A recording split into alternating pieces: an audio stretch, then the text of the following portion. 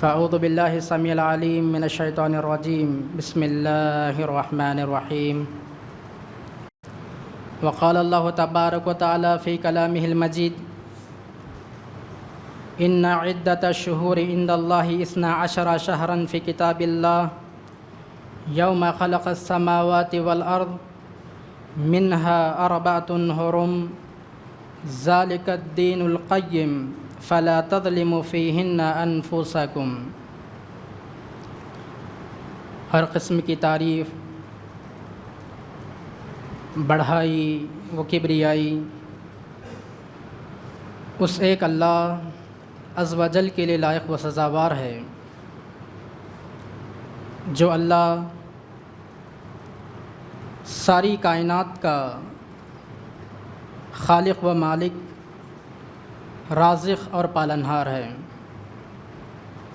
وہی اللہ سبحانہ و تعالی ہے جس نے اس ساری کائنات کو بنایا، اور وہی اللہ سبحانہ و تعالی ہے جس نے اس کائنات میں دن اور رات کو، سال اور مہینوں کو، ہر قسم کی چیزوں کو اسی نے یہاں پر پیدا کیا، اور وہی اللہ سبحانہ و تعالی ہے جس نے ان دنوں کو بنانے کے بعد، ان مہینوں کو بنانے کے بعد، ان دنوں اور ان مہینوں میں اپنے بندوں کو کس طرح کی زندگی گزارنا ہے، ان تمام چیزوں سے آگاہ کرنے کے لیے اس کائنات میں پے در پے انبیاء علیہم الصلاۃ والسلام کو مبعوث کیا۔ اسی لیے کروڑوں درود و سلام نازل ہوں تمام انبیاء علیہم الصلاۃ والسلام پر، خصوصاً میرے اور آپ کے آخری نبی سرور کونین، تاجدار مدینہ، احمد مجتبیٰ محمد مصطفیٰ صلی اللہ علیہ وسلم پر، جس نبی نے ہمیں جینے کے سارے طریقوں کو سکھا دیا۔ اللہم صلی وسلم علی نبینا محمد۔ اس ناقص حمد و صلوات کے بعد حاضرین جمعہ و پردہ نشین خواتین اسلام، آج اس جمعہ کے موقع پر جس موضوع کو لے کر آپ کے پیش نظر کھڑا ہوا ہوں وہ موضوع ہے ماہ محرم کی حقیقت۔ جیسا کہ ہم جانتے ہیں، آج جن دنوں سے ہم گزر رہے ہیں وہ ذی الحجہ کے آخری دن، آخری ایام ہیں۔ ابھی 2-3 دن کے بعد انشاءاللہ محرم کا مہینہ شروع ہونے والا ہے۔ اسی لحاظ سے ضروری اور مناسب یہ سمجھا گیا کہ ماہ محرم کی حقیقت کو عوام کے سامنے رکھا جائے، کیونکہ اس مہینے سے متعلق ہم لوگ سنتے ہوئے آ رہے ہیں کہ یہ مہینہ بہت ہی بابرکت مہینہ ہے، بہت ہی عزت والا مہینہ ہے، تکریم والا مہینہ ہے، لیکن اتنا کچھ سننے اور ہونے کے باوجود آج ہم نے اس کی حرمت کو پامال کر دیا ہے۔ آج ہماری نگاہوں میں اس مہینے کی کوئی قدر اور کوئی قیمت نہیں ہے۔ آئیے قرآن اور حدیث کی روشنی میں اس محرم کے مہینے کی حقیقت کو معلوم کرنے کی کوشش کرتے ہیں۔ اور یہ بات بھی ہم جانتے ہیں کہ اسلام میں سال کے 12 مہینوں کو اللہ سبحانہ و تعالیٰ نے رکھا ہے۔ اس کی دلیل سورہ توبہ سورہ نمبر 9 آیت نمبر 36 میں کہا گیا، ان عدۃ الشہور عند اللہ 12 شہرا فی کتاب اللہ۔ بے شک اللہ تعالیٰ کے پاس اللہ کی کتاب میں سال کے 12 مہینوں کو شمار کیا گیا ہے، اور یہ سال کے 12 مہینے کب سے ہیں؟ یوم خلق السماوات والارض، اللہ سبحانہ و تعالیٰ نے جب سے زمین اور آسمان کو پیدا کیا تبھی سے اللہ تعالیٰ نے ان سال کے 12 مہینوں کو فکس کر دیا ہے، اور پھر کہا منہا اربعۃ حرم، ان 12 مہینوں میں سے 4 مہینے حرمت والے ہیں۔ حرمت والے یعنی ان 4 مہینوں کی تعظیم کی جائے، ان 4 مہینوں کی عزت کی جائے، ان 4 مہینوں کی تکریم کی جائے۔ ذالک الدین القیم فلا تظلموا فیہن انفسکم، یہی مضبوط دین ہے اور ان مہینوں میں تم لوگ اپنی جانوں پر ظلم نہ کرو۔ تو اس آیت سے ہمیں یہ پتہ چلتا ہے کہ سال کے 12 مہینے اور ان 12 مہینوں میں 4 مہینے عزت والے مہینے ہیں، حرمت والے مہینے ہیں۔ اب سوال یہ پیدا ہوتا ہے کہ آخر وہ 4 مہینے جو عزت والے ہیں، حرمت والے ہیں، وہ کون سے ہیں؟ اگر ہم بخاری کی ایک حدیث دیکھیں گے جس کے راوی ابو بکرہ رضی اللہ تعالی عنہ ہیں، ان ابی بکرۃ رضی اللہ تعالی عنہ قال قال رسول اللہ صلی اللہ علیہ وسلم السنۃ 12 شہرا منها 4 حرم 3 متوالیات ذو القعدہ ذو الحجہ والمحرم ورجب۔ رسول اکرم صلی اللہ علیہ وسلم اس حدیث میں فرماتے ہیں کہ سال کے 12 مہینے ہیں اور ان 12 مہینوں میں 4 مہینے حرمت والے ہیں، اور وہ مہینے کون سے ہیں؟ آپ صلی اللہ علیہ وسلم نے کہا 3 متوالیات، 3 مہینے پے در پے ہیں، یعنی 3 مہینے کنٹینیو ہیں۔ نمبر 1 ذوالقعدہ، نمبر 2 ذوالحجہ، اور نمبر 3 محرم، اور ایک مہینے کے بارے میں کہا وہ رجب کا مہینہ۔ تو یہ 4 مہینے حرمت والے، عزت والے، اللہ کے رسول صلی اللہ علیہ وسلم ان مہینوں کا بہت ہی زیادہ خیال رکھا کرتے تھے۔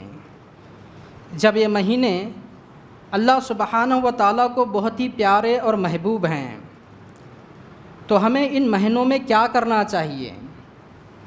رسول اکرم صلی اللہ علیہ وسلم نے صحابہ کو اور اپنی امت کو اس مہینے میں کن اعمال کو بجا لانے کا حکم دیا اور کن کاموں سے رکنے کا حکم دیا، آئیے آج کے اس خطبہ جمعہ میں مختصر سے انداز میں ان تمام چیزوں کو سننے کی کوشش کرتے ہیں۔ تو ان 4 حرمت والے مہینوں میں سے جو مہینہ ابھی ہمارے پاس آنے والا ہے، محرم کا مہینہ، اس مہینے میں ہمیں کیا کام کرنے چاہیے؟ سب سے پہلے نمبر پر جو کہا گیا، اس مہینے میں اپنی جانوں پر ظلم نہیں کرنا چاہیے، تم اپنی جانوں پر ظلم نہ کرو۔ اس کی دلیل وہی سورہ توبہ سورہ نمبر 9 آیت نمبر 36 میں اللہ سبحانہ و تعالیٰ نے کہا فَلَا تَظْلِمُوا فِيهِنَّ أَنفُسَكُمْ، اس حرمت والے مہینے میں تم اپنی جانوں پر ظلم نہ کرو۔ اب جانوں پر ظلم کرنے سے کیا مراد ہے؟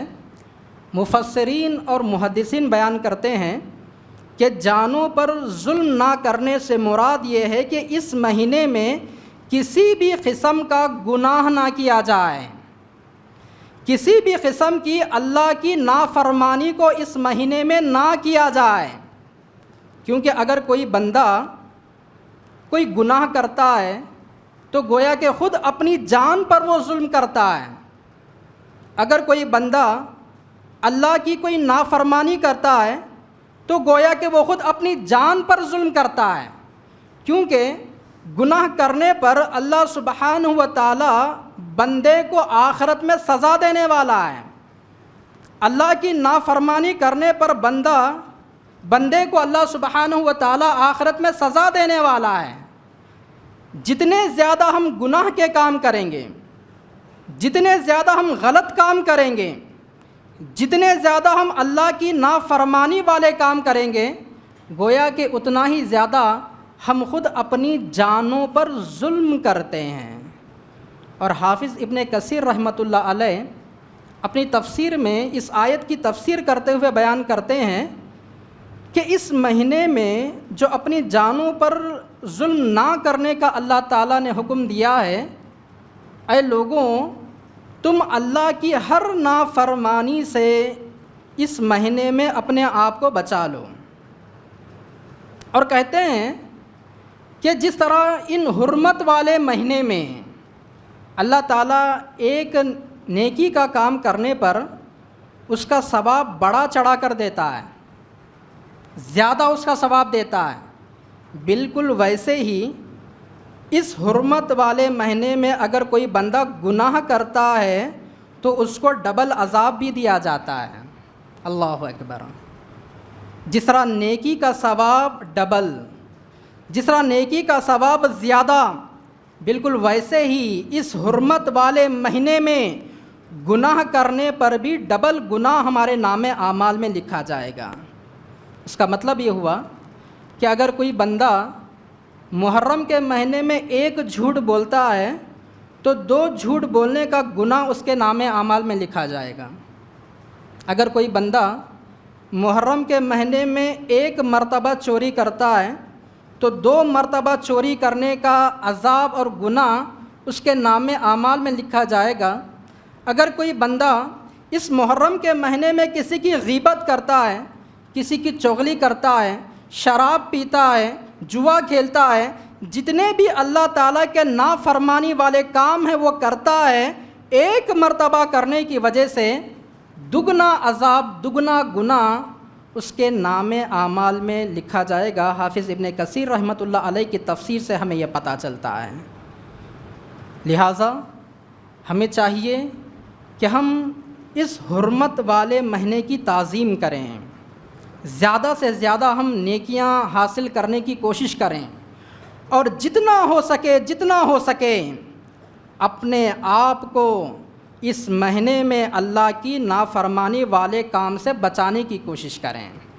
اور اسی طرح اس مہینے میں جو اپنی جانوں پر ظلم نہ کرو کہا گیا، اس کا ایک دوسرا معنی اور ایک دوسرا مطلب مفسرین بیان کرتے ہیں کہ اس حرمت والے مہینے میں لڑائی جھگڑا نہ کیا جائے۔ جانوں پر ظلم نہ کرنے کا مطلب لڑائی جھگڑا نہ کیا جائے، جنگ و جدال نہ کیا جائے۔ اس کی دلیل سورہ بقرہ سورہ نمبر 2 آیت نمبر 217 میں کہا گیا، یسألونک عن الشہر الحرام قتال فیہ قل قتال فیہ کبیر۔ اللہ سبحانہ و تعالیٰ نے رسول اکرم صلی اللہ علیہ وسلم کو خطاب کرتے ہوئے کہا، اے نبی، لوگ آپ سے سوال کرتے ہیں، لوگ آپ سے پوچھتے ہیں۔ کس بارے میں پوچھتے ہیں؟ لوگ آپ سے پوچھتے ہیں کہ اس حرمت والے مہینے میں ہم لڑائی کر سکتے ہیں یا نہیں کر سکتے، ہم جنگ کر سکتے ہیں یا نہیں کر سکتے۔ قل قتال فیہ کبیر، اے نبی آپ ان لوگوں سے کہہ دیجئے ان حرمت والے مہینوں میں لڑائی کرنا بڑا گناہ ہے، سب سے بڑا گناہ ہے۔ باقاعدہ رسول اکرم کے پاس آ کر صحابہ سوال کیا کرتے تھے، اے اللہ کے رسول اس مہینے میں ہم جنگ کر سکتے ہیں یا نہیں کر سکتے؟ تو اس سوال کے جواب میں اللہ سبحانہ و تعالیٰ نے آپ صلی اللہ علیہ وسلم سے خطاب کرتے ہوئے یہاں پر سورہ بقرہ کی اس آیت میں کہہ دیا، اے نبی آپ ان سے کہہ دیجئے کہ اس حرمت والے مہینے میں لڑائی کرنا بڑا گناہ ہے۔ اب یہاں پر غور کیجئے، صحابہ کس لڑائی کے بارے میں پوچھا کرتے تھے؟ صحابہ اس لڑائی کے بارے میں پوچھا کرتے تھے، اس جنگ کے بارے میں پوچھا کرتے تھے جو اسلام کو بلند کرنے کے لیے لڑی جاتی تھی۔ کافروں کے خلاف میں اسلام کو بچانے کے لیے، اسلام کو بلند کرنے کے لیے جو لڑائی لڑی جاتی تھی، اس لڑائی کے بارے میں پوچھا جا رہا ہے۔ تو یہاں پر کہہ دیا گیا کہ اس حرمت والے مہینے میں جنگ کرنا بڑا گناہ ہے۔ تو جو لڑائیاں آج کل ہماری ہوتی ہیں، نہ ہی اسلام کو بلند کرنے کے لیے آج ہماری کوئی لڑائی ہے، نہ ہی اسلام کو بچانے کے لیے آج ہماری کوئی لڑائی ہے، بلکہ آج جو ہماری لڑائیاں ہیں ذاتی لڑائیاں ہیں۔ آج ہماری شخصی لڑائیاں ہیں، باپ اور بیٹے کی لڑائی ہے، بھائی اور بھائی کی لڑائی ہے، دوست اور دوست کی لڑائی ہے، ساس اور بہو کی لڑائی ہے، دیورانی اور جٹھانی کی لڑائی ہے، ایک سہیلی اور دوسرے سہیلی کی لڑائی ہے، ایک خالہ اور اپنے بھانجی اور بھتیجی کی لڑائی ہے۔ جب اس لڑائی کے بارے میں کہہ دیا گیا کہ اس مہینے میں لڑائی کرنا بڑا گناہ ہے، تو ایسی لڑائیاں، ذاتی لڑائیاں، شخصی لڑائیاں اس حرمت والے مہینے میں ہم کیسے کر سکتے ہیں؟ آج لوگوں کو اس کا کوئی خیال نہیں ہے۔ حرمت والے مہینے آتے ہیں اور جاتے ہیں، لوگوں کو اس کا احساس بھی نہیں ہوتا، لوگوں کو اس کا خیال بھی نہیں ہوتا۔ یاد رکھ لیجئے، اب یہ حرمت والا مہینہ 2-3 دن میں آنے والا ہے، محرم کا مہینہ شروع ہونے والا ہے۔ اس مہینے میں اپنے آپ کو باندھ لینا چاہیے، لڑائی جھگڑے سے اپنے آپ کو باندھ لینا چاہیے، گناہوں سے اپنے آپ کو باندھ لینا چاہیے، اللہ کی نافرمانی ہونے والے کاموں سے اپنے آپ کو باندھ لینا چاہیے۔ اگر ہم ایک لڑائی اس مہینے میں کرتے ہیں تو حافظ ابن کثیر کی تفسیر کے مطابق 2 لڑائی کرنے کا عذاب ہمارے نام اعمال میں لکھا جائے گا۔ اسی طرح اس محرم کے مہینے میں ہمیں کیا کرنا چاہیے؟ دوسرے نمبر پر عاشوراء کے روزے کا اہتمام ہمیں کرنا چاہیے۔ عاشوراء کا روزہ یعنی 10 محرم کو جو روزہ رکھا جاتا ہے اسے عاشوراء کا روزہ کہا جاتا ہے۔ اس روزے کی کیا اہمیت ہے، اس روزے کی کیا فضیلت ہے؟ آپ صلی اللہ علیہ وسلم اور صحابہ و صحابیات اس روزے کا کس قدر احترام اور اس کی اہمیت کو جان کر اس کا اہتمام کیا کرتے تھے، اگر ہم احادیث کو دیکھیں گے تو ہمارے رونگٹے کھڑے ہو جائیں گے۔ سب سے پہلے اس روزے کی فضیلت کو میں آپ کے سامنے بیان کرتا ہوں۔ مسلم شریف کی حدیث ہے، قال رسول اللہ صلی اللہ علیہ وسلم افضل الصیام بعد رمضان شہر اللہ المحرم۔ رسول اکرم صلی اللہ علیہ وسلم نے فرمایا کہ رمضان کے روزوں کے بعد اگر کسی روزے کی فضیلت ہے تو وہ عاشوراء کے روزے کی فضیلت ہے۔ رمضان کا مہینہ ایک برکت والا مہینہ ہے، نیکیوں کے بہار کا مہینہ ہے۔ اللہ کے رسول نے فرمایا کہ اس رمضان کے روزوں کے بعد اگر کسی کی فضیلت ہے تو وہ محرم میں رکھے جانے والے عاشوراء کے روزے کی فضیلت ہے۔ اب یہ روزہ اگر ہم رکھتے ہیں تو اس کا ہمیں کیا ثواب ملنے والا ہے، اس روزے کا ہمیں کیا فائدہ حاصل ہونے والا ہے؟ یہ روزہ 1 سال کے گناہوں کو معاف کر دیتا ہے۔ اس کی دلیل مسلم شریف کی حدیث ہے، ابو قتادہ رضی اللہ تعالیٰ عنہ اس حدیث کے راوی ہیں۔ عن ابی قتادہ رضی اللہ تعالیٰ عنہ قال عن ابی قتادہ سئل رسول اللہ صلی اللہ علیہ وسلم عن یوم عاشوراء قال یکفر السنة الماضیہ۔ ابو قتادہ کہتے ہیں کہ رسول اکرم صلی اللہ علیہ وسلم سے عاشوراء کے روزے کے بارے میں سوال کیا گیا، پوچھا گیا کہ اے نبی اگر عاشوراء کا روزہ رکھتے ہیں تو کیا ثواب ملنے والا ہے؟ اللہ کے رسول نے فرمایا یکفر السنة الماضیہ، یہ عاشوراء کا روزہ پچھلے 1 سال کے گناہوں کو معاف کر دیتا ہے۔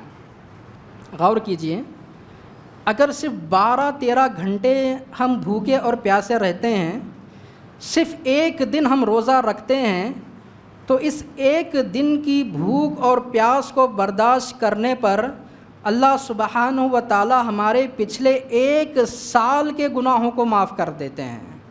اور یہ کوئی معمولی چیز نہیں ہے، بہت بڑی چیز ہے، کیونکہ آج ہم جانتے ہیں کہ آج ہم سے جو گناہ ہو رہے ہیں، ہر قسم کے گناہ آج ہم سے ہو رہے ہیں، ہر چھوٹا گناہ، ہر بڑا گناہ، جان بوجھ کر انجانے میں ہر قسم کا گناہ ہم سے ہو رہا ہے۔ کسی بھی گناہ سے آج ہم بچے ہوئے نہیں ہیں۔ اگر ان گناہوں کے بوجھ کو لے کر ہم اللہ کی بارگاہ میں پہنچیں گے تو ان گناہوں کی وجہ سے اللہ کے پاس ہمیں جو سزا دی جانے والی ہے ان سزاؤں کو ہم برداشت نہیں کر سکتے۔ اسی لیے اگر ہم چاہتے ہیں کہ ہمارے گناہ دنیا ہی میں معاف ہو جائیں، ہم چاہتے ہیں کہ ہمارے گناہ دنیا میں صاف ہو جائیں، دھل جائیں، تو عاشوراء کا روزہ رکھنے کی آج ہمیں ضرورت ہے۔ 1 سال کے گناہ اس سے مٹا دیے جاتے ہیں۔ عاشوراء کا روزہ، یہ 10 محرم کا روزہ، صحابہ کس طرح اس روزے کا اہتمام کیا کرتے تھے، آئیے ایک حدیث کو میں آپ کے سامنے پیش کرتا ہوں۔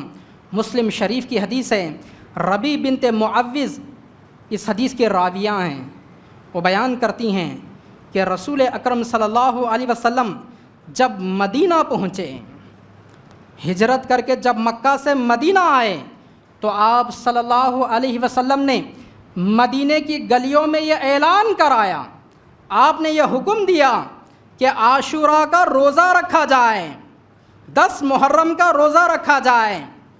ربیع بنت معوذ کہتی ہیں کہ اللہ کے رسول صلی اللہ علیہ وسلم کے اس حکم پر ہم لوگوں نے روزہ رکھا، ہمارے مردوں نے روزہ رکھا، عورتوں نے روزہ رکھا، یہاں تک کہ ہم نے اپنے چھوٹے چھوٹے بچوں کو روزہ رکھایا، کھیلنے والے چھوٹے بچے، ان بچوں کو ہم نے روزہ رکھایا۔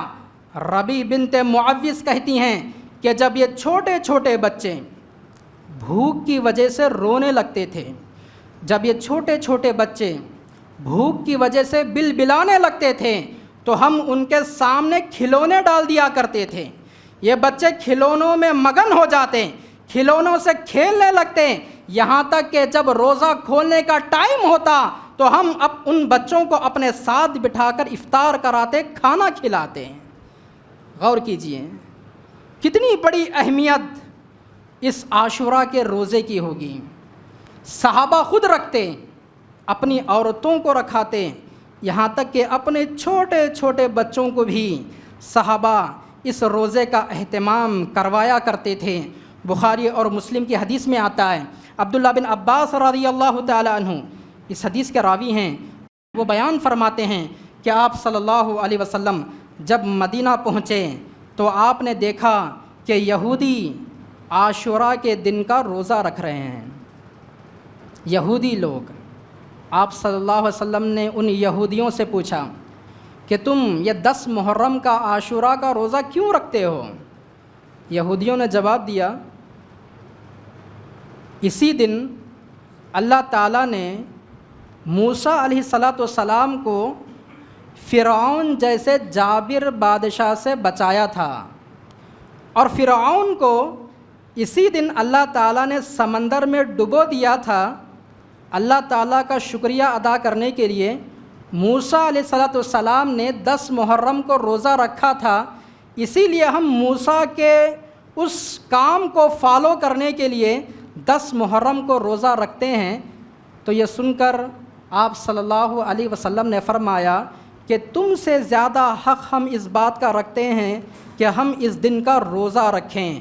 آپ صلی اللہ علیہ وسلم نے صحابہ میں اعلان کر دیا کہ اے صحابہ 10 محرم کا روزہ رکھو، اور 10 محرم کے ساتھ ساتھ یہودیوں کی مخالفت کرنے کے لیے، یہودیوں کی مخالفت کرنے کے لیے 9 تاریخ کا 9 محرم کا بھی روزہ رکھو۔ لیکن عبداللہ بن عباس رضی اللہ تعالی عنہ فرماتے ہیں کہ اللہ کے رسول صلی اللہ علیہ وسلم نے جو یہ آرڈر دیا کہ جب نیکسٹ ایئر آئے گا، آئندہ سال جب آئے گا، تو ہم 10 محرم کے ساتھ 9 محرم کا بھی روزہ رکھیں گے۔ عبداللہ بن عباس کہتے ہیں کہ آئندہ سال آپ صلی اللہ علیہ وسلم کا انتقال ہو گیا، آپ صلی اللہ علیہ وسلم اس 9 محرم کا روزہ نہ رکھ سکے، ورنہ آپ کی زندگی کو دیکھا جائے تو آپ صلی اللہ علیہ وسلم مکہ میں بھی عاشوراء کے روزے کا اہتمام کیا کرتے تھے۔ زمانے جاہلیت میں وہ لوگ بھی، زمانے جاہلیت کے لوگ بھی عاشوراء کے دن کا روزہ رکھا کرتے تھے۔ یہود و نصارہ جو پیروی کرتے ہوئے آ رہے تھے، وہ لوگ بھی اس دن کا روزہ رکھا کرتے تھے، لیکن آپ صلی اللہ علیہ وسلم کو جب یہ معلوم ہوا کہ اس دن یہودی لوگ اس وجہ سے روزہ رکھتے ہیں، تو یہودیوں کی مخالفت کرنے کے لیے آپ صلی اللہ علیہ وسلم نے فرمایا کہ 9 اور 10 تاریخ کو روزہ رکھا جائے۔ پھر مسند احمد کی ایک حدیث ہے، ابن عباس رضی اللہ تعالی عنہ اس حدیث کے راوی ہیں، وہ بیان فرماتے ہیں کہ رسول اکرم صلی اللہ علیہ وسلم نے فرمایا صوموا یوم عاشوراء وخالفوا فیہ الیہود وصوموا قبلہ او بعدہ یوما۔ اس حدیث میں آپ صلی اللہ علیہ وسلم نے فرمایا کہ تم لوگ عاشوراء کا روزہ رکھو اور یہودیوں کی مخالفت کرو، وصوموا قبلہ او بعدہ یوما، 10 تاریخ سے پہلے یا 10 تاریخ کے بعد تم روزہ رکھو، یعنی 9، 10 یا پھر 10 اور 11 محرم کو تم روزہ رکھو۔ یہ مسند احمد کی حدیث ہے، لیکن ان احادیث کو جمع کر کر اکثر محدثین ایک راجح قول یہ بیان کرتے ہیں کہ 9 اور 10 محرم کو روزہ رکھنا زیادہ صحیح اور بہتر ہے۔ اور ابن قیم رحمۃ اللہ علیہ یہ کہتے ہیں کہ عاشوراء کے روزے کے 3 مراتب ہیں، 3 اس کے درجات ہیں، 3 مراتب ہیں۔ پہلا مرتبہ یہ ہے کہ عاشوراء کے دن کا روزہ رکھا جائے، صرف عاشوراء کے دن کا روزہ، 10 محرم کا روزہ رکھا جائے، یہ اچھا ہے۔ اور پھر دوسرا مرتبہ جو بیان کرتے ہیں کہ 10 تاریخ کے ساتھ 9 تاریخ کا روزہ بھی رکھ لیا جائے، یہ اس سے زیادہ اچھا ہے۔ اور پھر ابن قیم تیسرا مرتبہ اس کا بیان کرتے ہیں کہ 9، 10 اور 11 تاریخ کو بھی رکھ لیا جائے، یہ سب سے اچھا طریقہ ہے۔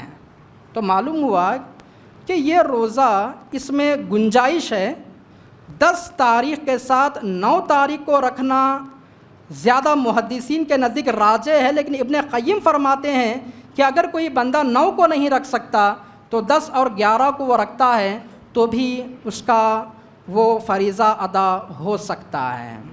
تو یہ اس عاشوراء کے روزے کی فضیلت اور اس سے متعلق چند مسائل تھے جو میں نے آپ کے سامنے بیان کر دیے۔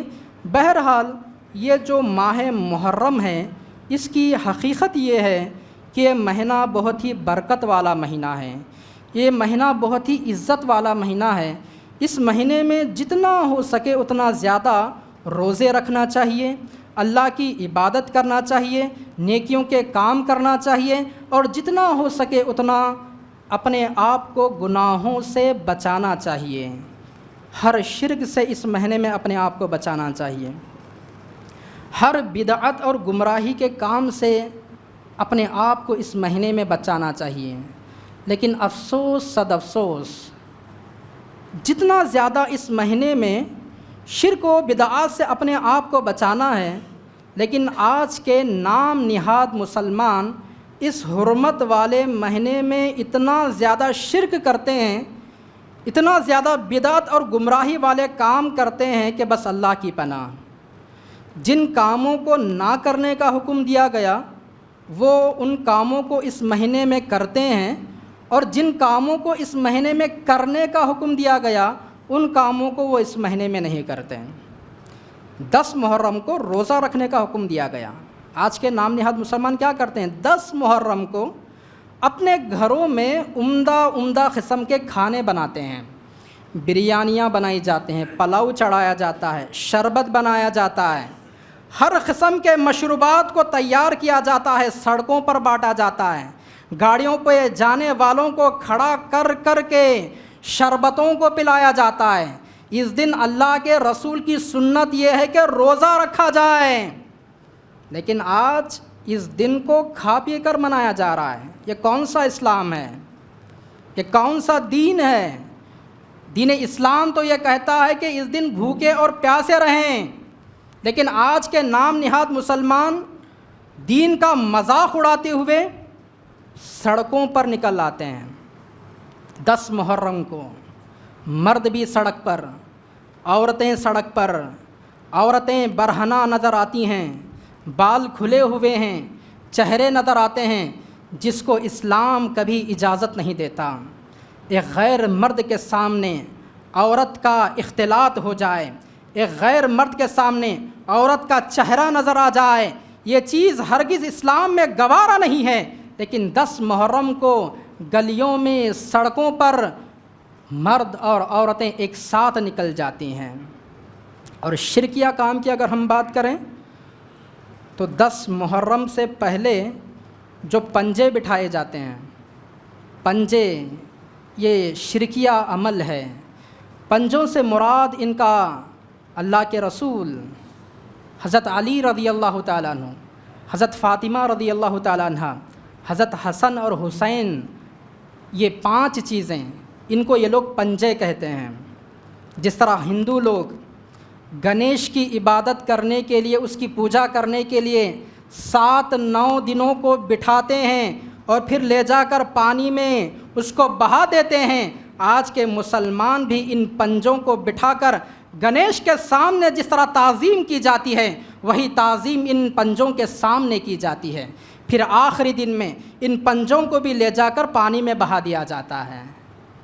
آج کے مسلمان اور ہندوؤں میں کوئی فرق نہیں ہے، وہ گنیش کو بٹھا کر پانی میں بہاتے ہیں، یہ پنجوں کو بٹھا کر پانی میں بہاتے ہیں۔ پنجوں کے سامنے اپنے سر کو جھکانا، پنجوں کے سامنے تعظیم کرنا، پنجوں کے سامنے ادب و احترام کے ساتھ کھڑا ہونا، یہ شرکیہ عمل ہے، اور شرک سب سے بڑا گناہ ہے۔ اس مہینے میں ہر قسم کے شرک سے بچنے کا حکم دیا گیا، لیکن اس مہینے میں کچھ لوگ بہت زیادہ شرک ان پنجوں کے سامنے کر جاتے ہیں، بہت زیادہ بدعت اور گمراہی کے کام کر جاتے ہیں۔ اور اللہ کی پناہ، اس مہینے میں ایک اور بڑا گناہ ہوتا ہے، ایک اور بڑا گناہ، صحابہ کو گالیاں دینے والا گناہ، نعوذ باللہ۔ صحابہ جیسی ہستیاں، جن صحابہ کے بارے میں اللہ کے رسول صلی اللہ علیہ وسلم نے جنت کی بشارت دی ہے، جنت کی گارنٹی دی ہے، ان صحابہ کو آج کے یہ نام نہاد مسلمان، جن کو مسلمان کہنے میں بھی شرم آتی ہے، یہ لوگ ان دنوں میں صحابہ کو گندی گندی گالیاں دیتے ہیں۔ ابو بکر کو گالی دی جاتی ہے رضی اللہ عنہ، عمر رضی اللہ عنہ کو گالی دی جاتی ہے، عثمان رضی اللہ عنہ کو گالی دی جاتی ہے، عائشہ رضی اللہ تعالی عنہا کو گندے گندے الفاظ سے خطاب کیا جاتا ہے۔ صرف گالیاں ہی نہیں، یہ لوگ صحابہ کے نام اپنے ٹوائلٹ جانے کے پائمال پر لکھ کر اپنے پیروں سے کھندل کر ٹوائلٹ میں جاتے ہیں۔ اتنا بڑا گناہ کا کام ہے۔ اللہ کے رسول نے فرمایا لا تسبوا اصحابی، اے لوگوں میرے صحابہ کو گالیاں نہ دو، جو میرے صحابہ سے نفرت کرے گا میں اس سے نفرت کروں گا، اللہ اس سے نفرت کرے گا، جو میرے صحابہ سے دشمنی کرے گا اللہ اس سے دشمنی کرے گا۔ اتنے واضح احادیث ہونے کے باوجود یہ لوگ علی کی محبت میں، فاطمہ کی محبت میں، حسن اور حسین کی محبت میں جلیل القدر صحابہ کو گالیاں دیتے ہیں، اپنے پیروں کے نیچے ان کے ناموں کو لکھ کر روندتے ہیں، ان کے ناموں کو لکھ کر جلایا جاتا ہے۔ گندی گندی حرکتیں لوگ ان دنوں میں کرتے ہیں، اور پھر ان دنوں میں حضرت حسین کی شہادت کا ماتم منایا جاتا ہے۔ حضرت حسین کی شہادت، حضرت حسین رضی اللہ تعالیٰ عنہ یہ اللہ کے رسول صلی اللہ علیہ وسلم کے نواسے ہیں، جنت کے پھول ان کو کہا گیا، یہ بھی جنتی ہیں، ان کا احترام ہمارے سر آنکھوں پر، صحابی رسول ہیں، اللہ کے رسول کے نواسے ہیں، ہم لوگ ان کی عزت کرتے ہیں، ان کی تکریم کرتے ہیں، لیکن یہ نام نہاد مسلمان حضرت حسین کی شہادت پر یاد کر کے ماتم کو مناتے ہیں، حالانکہ ماتم منانا اسلام میں جائز نہیں ہے۔ احادیث میں کہا گیا اگر کسی آدمی کا انتقال ہوتا ہے تو 3 دن تک ہم ماتم منا سکتے ہیں، وہ بھی ماتم ایک غم کی شکل میں، آنسو اپنے آنکھ سے ڈھل جاتے ہیں، کوئی بات نہیں ہے، لیکن وہاں پر بھی ان 3 دنوں میں بھی رو رو کر چلا کر ماتم منانا منع کیا گیا۔ آج حضرت حسین کی شہادت ہو کر کئی سال ہو رہے ہیں، 3 دن 3 مہینے 3 سال تو دور کی بات، کئی سال آج حضرت حسین کی شہادت کو ہو گئے، لیکن پھر بھی آج لوگ ان کو یاد کر کے ماتم مناتے ہیں۔ یہ شیعہ لوگ حالانکہ تاریخ کو اٹھا کر دیکھا جائے، ہسٹری کو اگر اٹھا کر دیکھا جائے تو خود انہی شیعہ لوگوں نے حضرت حسین کو دھوکے سے قتل کیا تھا، خود ان لوگوں نے قتل کیا تھا، اور پھر چور الٹا کوتوال کو ڈانٹے، خود یہ لوگ قتل کرنے والے اور خود یہ لوگ ماتم منا کر دنیا کے سامنے بتانے والے کہ دیکھو ہم حضرت حسین سے کتنی محبت کرتے ہیں۔ ماتم منانے میں لوگ کوئی کسر نہیں چھوڑتے، اپنے چھاتی کو مار مار کر روتے ہیں، اپنے چھاتی کو کاٹ کاٹ کر، چاقوؤں سے کاٹ کر، خون بہا کر، عورتیں اپنے بالوں کو کھینچ کھینچ کر روتی ہیں، اپنے کپڑوں کو پھاڑ پھاڑ کر روتی ہیں۔ حالانکہ اس طرح کا ماتم منانا، اسلام کی اگر ہم بات کریں، حدیث کی ہم بات کریں تو مسلم شریف کی حدیث میں رسول اکرم صلی اللہ علیہ وسلم فرماتے ہیں النیاحۃ لم تتب قبل موتها تقام یوم القیامت وعلیہا سربال من قطران ودرع من جرب۔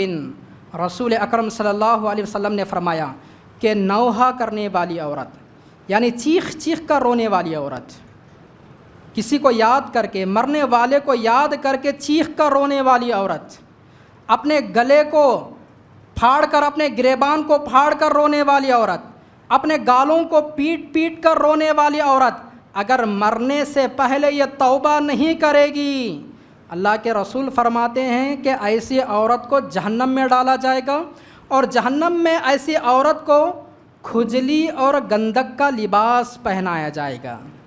نہ صرف جہنم میں بلکہ گندک کا لباس، گندک، ماچس کی تیلی پر جو گندک ہوتی ہے، یہ کیوں؟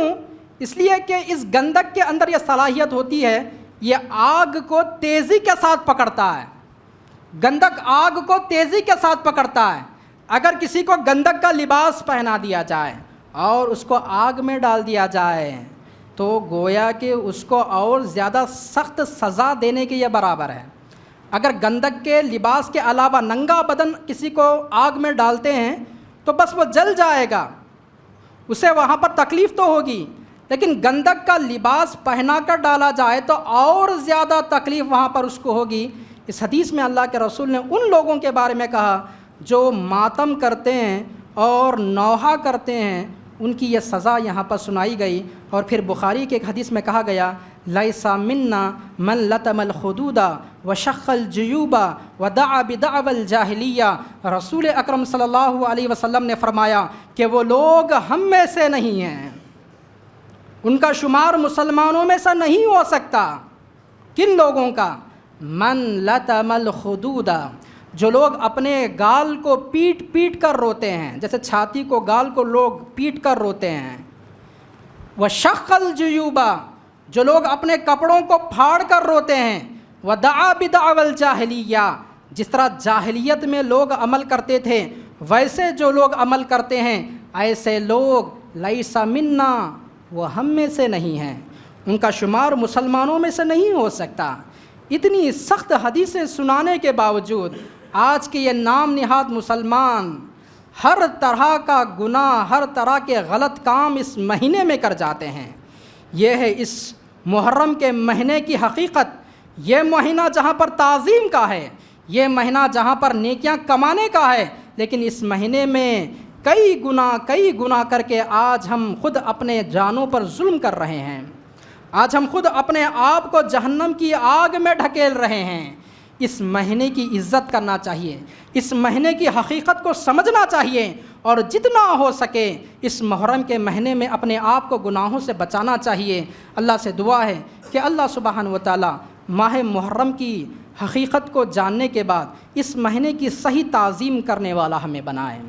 اللہ سبحانہ و تعالی اس مہینے میں ہمیں زیادہ سے زیادہ اللہ کی عبادت کرنے والا بنائیں، اس مہینے میں ہمیں زیادہ سے زیادہ اللہ کی نافرمانی والے کاموں سے اپنے آپ کو بچانے والا بنائیں۔ اللہ تعالی ہمیں ہر شرک سے بچائیں، ہر بدعت سے بچائیں، ہر گمراہی سے بچائیں، ہر بری عادت سے بچائیں، ہر بری صحبت سے بچائیں، ہر برے حادثے سے اللہ تعالی ہماری حفاظت فرمائیں۔ اللہ سے دعا ہے کہ اللہ تعالی ہمیں جہنم کی آگ سے بچائیں، قبر کے عذاب سے بچائیں، ہمیں موت کی سختیوں سے اللہ تعالی بچائیں۔ اللہ سے دعا ہے کہ اللہ سبحانہ و تعالی دنیا کے جس کونے میں جہاں بھی مسلمان پریشان حال ہیں اللہ تعالیٰ ان کی پریشانیوں کو دور فرمائیں۔ دنیا کے جس کونے میں جہاں بھی مسلمان بے روزگار ہیں اللہ تعالیٰ ان کے لیے روزی روٹی کا انتظام کر دے۔ دنیا کے جس کونے میں جہاں بھی مسلمان بیمار ہیں اللہ تعالیٰ انہیں شفائے کاملہ عاجلہ عطا فرمائیں۔ دنیا کے جس کونے میں جہاں بھی مسلمانوں کو ستایا جا رہا ہے، مارا جا رہا ہے اللہ تعالیٰ ان غیر مسلم تنظیموں کو یا تو ہدایت دیں یا پھر ان کو نیست و نابود کر دیں۔ اللہ سے دعا ہے کہ اللہ تعالیٰ ہمارے اندر اتحاد و اتفاق پیدا کریں، ہمیں اپنی پوری زندگی میں قرآن اور حدیث پر عمل کرنے والا بنائیں، ہمارے اندر اللہ تعالیٰ اتحاد پیدا کر دیں۔ اللہ سے دعا ہے اللہ تعالیٰ ہمیں دنیا میں بھی بھلائی عطا کریں اور آخرت میں بھی بھلائی عطا کریں، اور مرنے سے پہلے پہلے ہمیں سدھر جانے والا بنائے۔ آمین ثم آمین۔ وآخر دعوانا ان الحمد للہ رب العالمین۔